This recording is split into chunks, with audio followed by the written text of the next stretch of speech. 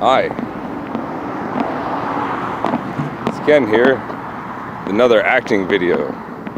I've been doing this series on relationships for Pride Month on my YouTube channel, The King for Mayor. I'm taking a break from that today to talk about acting for a second. But those are good videos, you should check them out. Partly inspired by my acting videos here that I do on the same channel, The King for Mayor. So if you're watching this, you probably already know how to get to my YouTube account, because this is a YouTube video. So you should be able to click the screen somewhere and see my other videos. But today we're talking about acting, taking a break. Although it is a relationship of a certain nature. It's a relationship with characters and doing character work. That's what we're talking about today. Specifically, my most famous creations, the King, Ken the King, and Professor Ken the King. It's an evolution of a character, and it's kind of like Pokemon, you know. Like, yes, there's, you know, perhaps Venonat comes from Venomoth, or I don't know how, Venom something. Venonat becomes that's it. Venonat becomes Venomoth, right? And this, while it's the same creature, obviously Venomoth is very different than Venonat.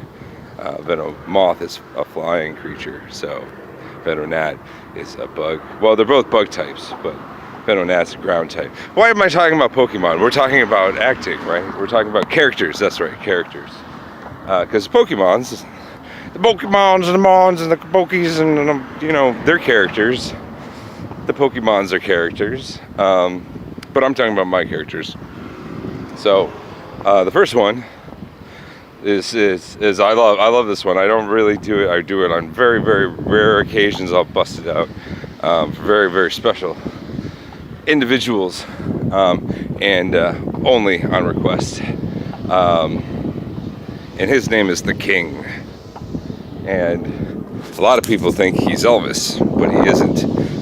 This is a character I came up with in 2002 for the original King and the Beast.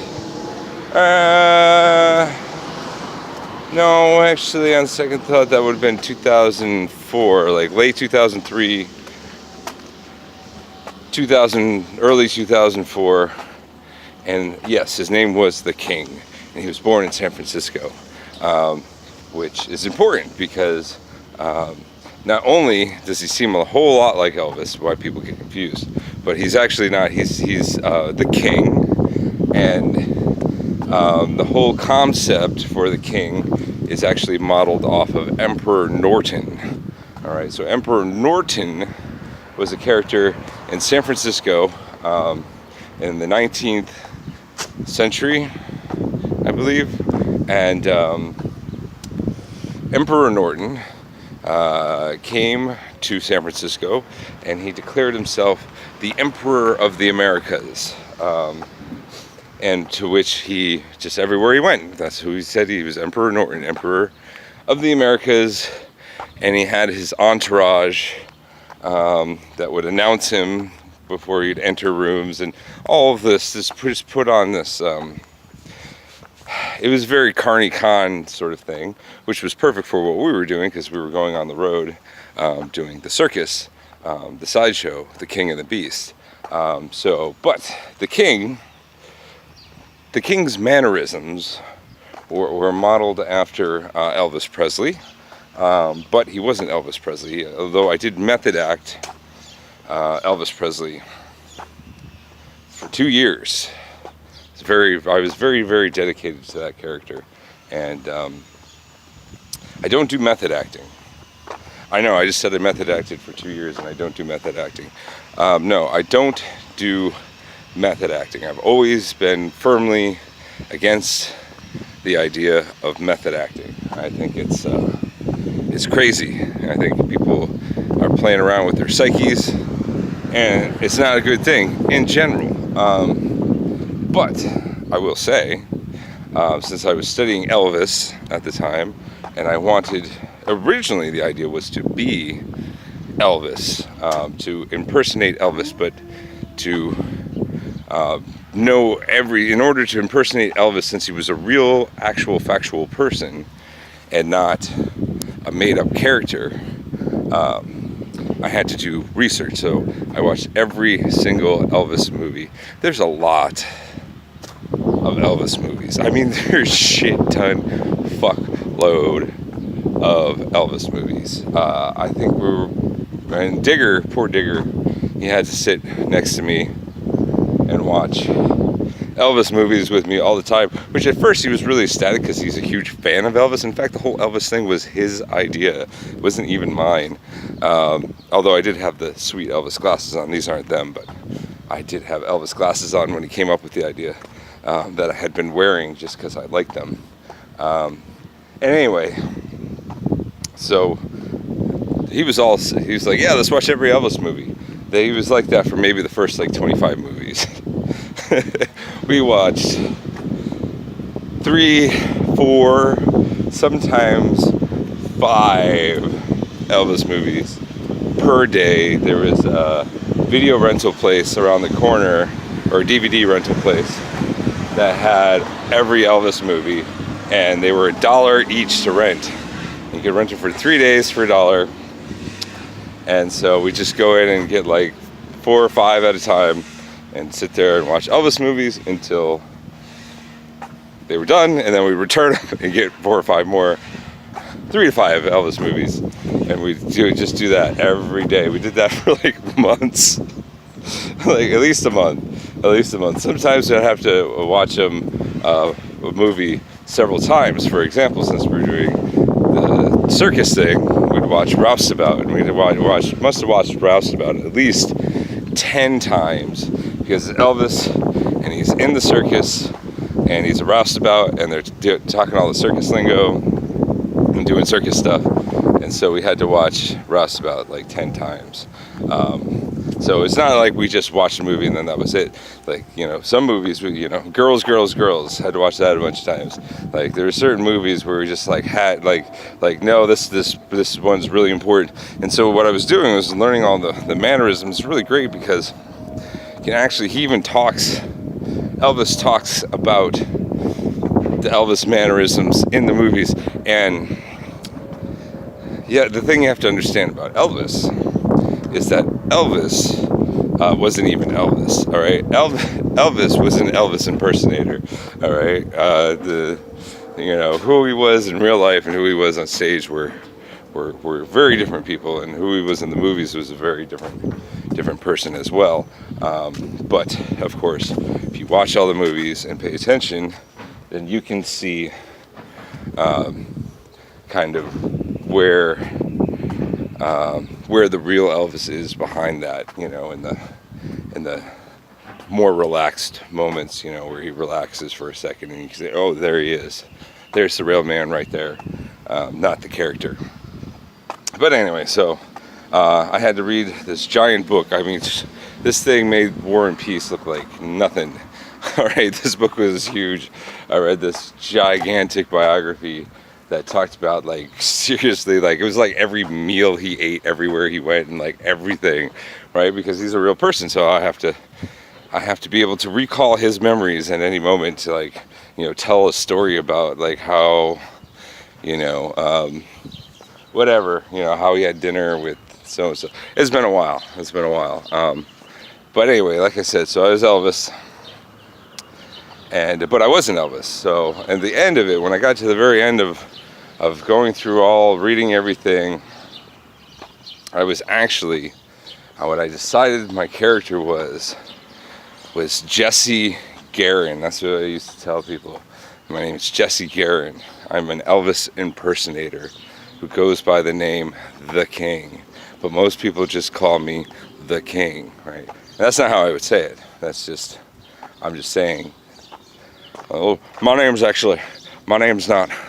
Elvis Presley. Actually, I'm Jesse Garon Presley, Elvis Aaron Presley's twin brother. You know what I mean? All right, which is true. I mean, most people don't know this, but Elvis did have a twin brother named Jesse Garon. But Jesse Garon died in the womb as he was eaten by Elvis Presley. True story, true story. Elvis Aaron Presley ate his twin brother, Jesse Garon Presley, in the womb. And then the remains were baptized and a funeral was held. It's true, I swear to God. You can look it up. So anyway, so that was the idea. I wasn't actually Elvis. I was his twin brother come back from the dead to seek revenge. And to continue the great works that was Elvis Presley. And so a lot of that was taken from Stephen King's The Dark Half, if you've read that. A similar situation happens in that story. But anyway, that was The King. But it goes further than that. So the test run was in San Francisco, and we went up to Seattle to test run it to see what the reception for the show was. Well, it was a lot better up in Seattle than it was down in San Francisco. People just ate it up there. I mean, yes, we did have some fans in San Francisco, but most of them were up in Seattle. And so that's what we did. We went up there and we did a thing, and Digger decided to go to Canada for a year, and I went back to San Francisco. But when I got back to San Francisco, I decided that I was going to move to Seattle, and in doing so, I was going to hold on a second. And in doing so, I was going to do the Emperor Norton thing, right? And so that's what I did. I became the king. I ain't even really do the whole Jesse Garon part that much anymore. Sometimes just for people I really liked. But yes, I was the king, and everywhere I went, I was the king. I was Elvis, 24/7. If I left the house, if I went outside, if I was not in my own apartment, I was Ken the King, right? Or not even Ken the King, just the king. Like, no Ken at all. Like, nobody even knew my name. Like, nobody knew me as Ken. It was just the king everywhere I went. And it worked. It worked. It really did. Everywhere I went, people, I had free drinks all the time. Never had to pay for anything. People would pull me over to the table. It's like, look, it's the king. It's the king. Come sit with us. It was great. I didn't pay to get into any clubs or anything because I was the king. I didn't have to. I was the king. It was great. Except for after doing that for like 2 years, or a year. I guess I did it for a year. Starting from San Francisco, I did it for a year. And then up in Seattle, I did it for a year. And so, anyway, what happened was,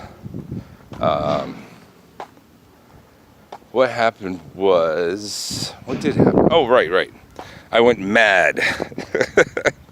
That's what happened. That's why you don't do method acting, because it causes madness. So, I was at the karaoke place in San Francisco, the Mint, traveling there from Seattle.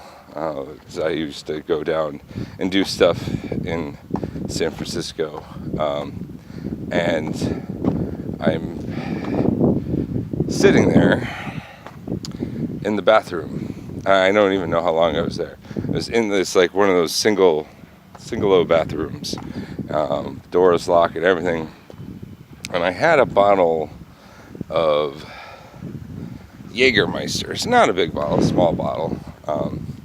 And so, I just, like, all of a sudden, I came to the realization that had been standing there in front of the bathroom mirror for like at least 15 minutes, at least. And like people were like banging on the bathroom door and stuff. And I was sitting there having a back and forth in the goddamn mirror, like legit back and forth. Like we're talking like what's that movie? True Romance style, like True Romance style, having this back and forth in the mirror with Elvis Presley, right? And Elvis Presley's talking to me, and I'm responding to him back and forth. And we're having a drinking contest with this goddamn Jägermeister. And then all of a sudden I like snap out of it. I'm like, whoa, what the fuck is going on here? That's some crazy ass shit, you know? So right then and there I was like, nope, no more. The king is dead. Long live the king. And I went to Digger. I'm like, I can't do it anymore. I can't do the king anymore. And he's like, come on, you know, we're the king and the beast. You have to do the king. And I'm like, nope. And I had long hair at the time. It went down to like my shoulder, the bottom of my shoulder blades. I used to tie it up into a bun, a man bun, sort of thing. Way before man buns were cool, and then the rest was all like stylized into like Elvis pompadour. So it was like a fake pompadour made out of long hair, and I just took that out and never put it back in again. Just long hair and no more makeup, no more sideburns. Cut the sideburns off, and from that day forward, I was like, at first I tried to be just Ken, right? And nobody would be like, who are you? Like they literally didn't know who I was. They only knew the king. They had like, people were genuinely pissed off at me, and having that happen to me now, I understand why. That why they were pissed off, why they were upset, and it did. It took them a couple weeks to get used to me not being the king. Because it's the only person they had known, you know, and I had like people I'd be like, no, it's the king. I swear to God, you know, people who knew me both at that point, both in public and out of public, and so yeah. So anyway, so I had to come up. I couldn't just be myself, so I had to come up with a new character for doing shows. And that was Ken the King, right? So that was evolution number 2, was Ken the King. And Ken the King was a mix, you know, between me and Elvis. And I didn't do the Elvis stuff anymore. I didn't dress up like Elvis, and I didn't do the singing Elvis songs, dancing in glass, or any of that stuff. I would just, I don't know, do a more traditional, I guess, circus banter and, you know, kid around and laugh more with the crowds and you know, I was just having fun. I was just having fun trying to be myself, but an exciting rock star version of myself. And that's Ken the King. And he's one of my, what do they call it in acting? Come on, brain. I've only had 2 cups of coffee, so not even a cup and a half. And I don't have my coffee with me today. I'm sans coffee. What do they call it? Not a station. It's not a crutch. It's a anchor. That's right. It's an anchor.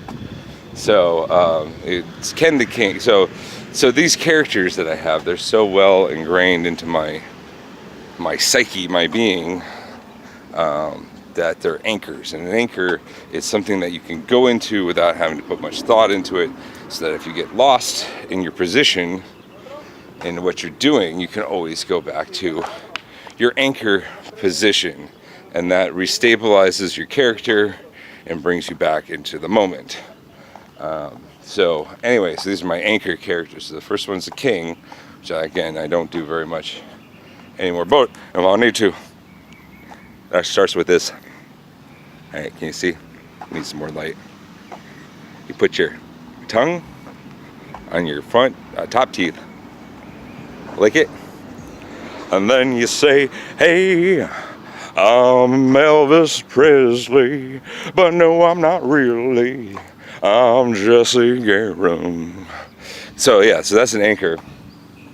What I just did there with my tongue is an anchor moment. That's actually, I got that from Elvis Presley. That's one of Elvis Presley's anchors that he does to do his character Elvis, right? His persona. And so, because nobody can be that person 24/7, even the actual person. So anyway, that's one anchor. Next one is Ken the King. And Ken the King, well, he's very much got the king powers that the king has, right? That was the whole idea behind the king. He's like Emperor Norton. When he goes places, he's the king and he's to be treated as such. And, well, you know, when it doesn't always work out in your favor, let's put it that way. Sometimes people get sick of your shit. Like, I understand that. But he's very bold and he's very specific about what he expects Ken the King is. And a lot of people are like, you're Ken the King, you know. See, this is a thing where people get a little confused, like, why are you talking about yourself? And then people accuse me of talking about myself in the third person. I'm not Ken the King. I'm Ken, all right? I'm Ken Poirier, all right? Famous Hollywood actor. No, I'm just nobody. I'm just Ken. Just Ken. That's me. I'm Ken. But Ken the King is a character. And even though he's a character that I embody.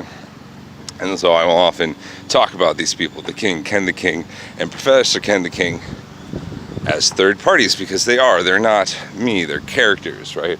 So, yeah, so Ken the King can be a bit of an ass. Everybody knows this.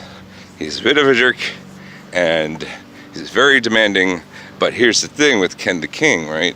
If everybody does what Ken the King says, everything always works out. And this is people used to come to me for Ken the King advice, right? And it didn't have to do anything with me sometimes.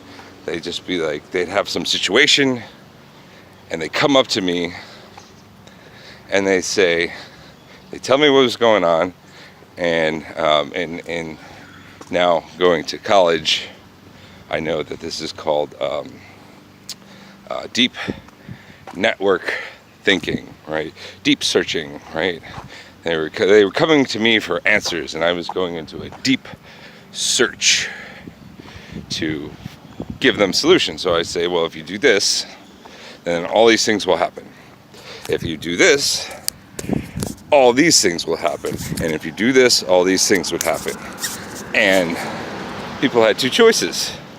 They could either do the thing that I said happened and have the things that I say happen would happen to them, or they could not believe me when I said do this and this thing will happen, and they would say I'm going to do this anyway, and I say okay, but remember I said these things were going to happen, and then they would happen, and they would come back and be like, I'm sorry, you're right. Always do what Ken the King says. And really, people should. I really highly recommend you ever ask Ken the King to give you some advice on anything in life, follow it, for he is telling you this not to stroke his own ego, but to give you the best possible outcome for the given situation. Anyway, that's Ken the King. And Ken the King did a lot of great things. He had, he did a lot of things that Elvis couldn't. Elvis was really good. The King was really good at getting free drinks and free tickets to shows, and going to cool, exclusive parties and hanging out with beautiful women. That's what the King did. Ken the King created an artist community.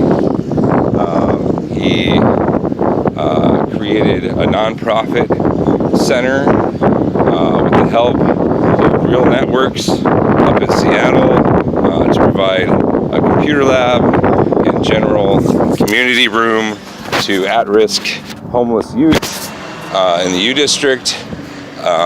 He raised a lot of money for charity, all sorts of different charities all over the world. Ken the King is a great guy. I love him. He's awesome.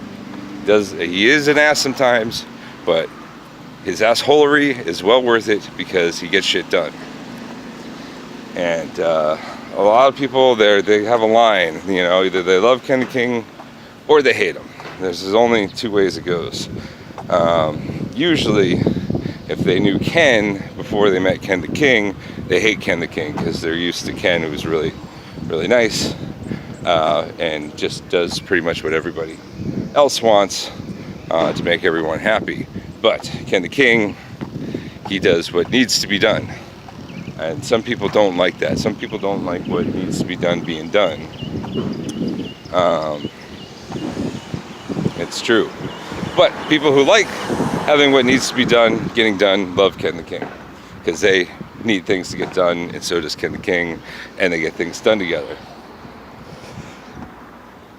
But that character is now gone to, well, not gone, but retired for the most part. Yes, like I say, I can't kick him into gear, especially if I got to negotiate a contract. Man, whew, he comes in big time. But that's not the point. Point is evolution, new character. Character number 3, Trace. Character number 3, Professor Ken the King. And this was a tough transition because I went back to Seattle to birth Professor Ken the King, right? That was my goal, Professor Ken the King. But here's the thing, is nobody in Seattle really knew Professor Ken the King. They all knew the King, they loved the King, they wanted the King, and then the King showed up and they're like, oh right, King's an asshole, forgot. So anyway, so that was, but yes, anyway, so, but everybody wanted Ken the King, so when I was actually doing shows up there for the most part, I was doing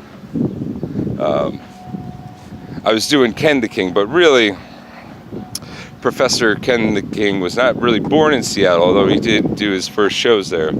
Professor Ken the King was born at the Finney Farm, which is an anarchist collective farm up in Washington, and went to a lot of these farms, or organic farms, all along the country for the previous year, because I was trying to understand the philosophy of the human relationship to planet Earth and all this, you know, communing with the squirrels, and so that's where Professor Ken the King comes from. He's a thinking man, he's a philosopher, he's a wanderer, he's inquisitive, he has questions that need answers, he has answers that need questions, and he was born up in Washington, help of Sage Vinconis. If it wasn't for Sage, I don't think I would have gone back into the circus life. He was really the one who pushed me into it. Finney Farm was where the character was created and developed and born, and he was tested on the streets of Seattle. When I did the club shows, though, for the most part, I did the King, because that's what people wanted. Like, I tried to do Professor Ken the King, I was like, oh right, Seattle's a bunch of hardcore rock and roll punk addicts. They don't have time to listen to a lecture. But anyway, yeah. So now, and here he is, he's coming together in Los Angeles, California, and he seems to be having regular shows, for the most part, down at the Beetle House in Hollywood Boulevard, although not on any specific nights yet, but hopefully soon he'll have a more regular schedule down there so that I can say, come see Professor Ken the King with the Freak Show Deluxe at the Beetle House on X day of the week, or X days of the week preferably. Yes, and yeah, I really like the Professor Ken the King. He's a lot more mellower Yes, and he seems to make more money than the other two, which is ultimately the goal. Yes, so let's see how it does. Anyway, that's the tale of the three kings.